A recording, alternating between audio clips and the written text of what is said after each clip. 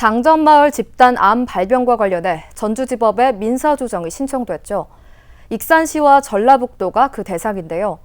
민주사회를 위한 변호사 모임은 환경부와 KTNG보다 지자체가 승산이 있다고 판단했습니다.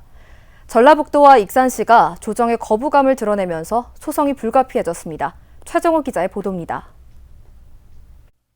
민주사회를 위한 변호사 모임은 장전마을 주민 173명을 대리해 전주지법에 민사조정을 신청했습니다. 익산시와 전라북도가 대상입니다. 법원은 손해배상 청구 금액 170억 원을 놓고 조정을 진행하게 됩니다. 민변이 익산시와 전라북도를 조정 대상으로 정한 것은 소송까지 갔을 경우 승소 가능성에 무게를 뒀습니다. 지난해 11월에 발표된 환경부 역학조사에서 금강농산 비료공장에 대한 관리감독 부실 책임이 지적됐기 때문입니다.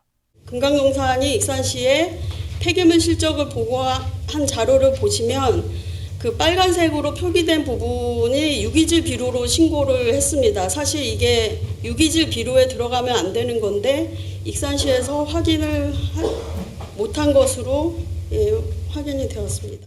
민변은 민사 조정 가능성에도 문을 열어놨습니다.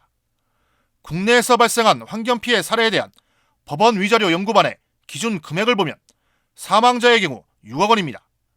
반면 장전마을은 사망자 보상 금액이 절반 수준인 3억 원으로 추정됐습니다.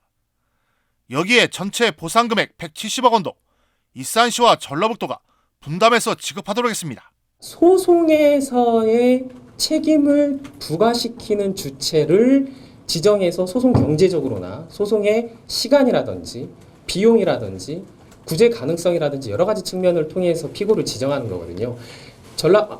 국가는 일을 잘했고 전라북도나 익산시가 잘못했다고 말씀드리는 게 아니고, 반면 금강농산은 파산했기 때문에 조정 대상에서 제외됐고 환경부와 KTNG는 조정 가능성도 희박한 데다 민사소송이 진행될 경우 승소 가능성을 보장할 수 없고 장기화될 것으로 판단했습니다. 과연 누구에게 소송을 해야지 소기의 성과를 얻을 수 있을 것이냐가 가장 중요한 판단입니다. 그래서 KTNG나 정부를 상대로 우리가 만약에 소송을 했을 때 과연 우리가 이길 수 있느냐, 주민 입장에서. 그거에 대한 아주 냉철한 판단. 이에 대해 전라북도와 익산시는 받아들일 수 없다는 입장입니다. 전라북도는 청구 금액과 대상이 포괄적이라며 감사원 감사 결과를 먼저 받아보고 판단하겠다고 밝혔습니다. 또 익산시는 변호인을 선임해 법률 자문을 받기로 했습니다. 사실상 소송을 염두에 뒀습니다. 조정으로는 안 될 것 같고 우리도 변호사 사서 변호사 한번 자문 받아서 대응 방안을 모색을 해야죠. 통상적으로 2차례 정도의 법원 조정을 거치게 될 민사 조정 신청.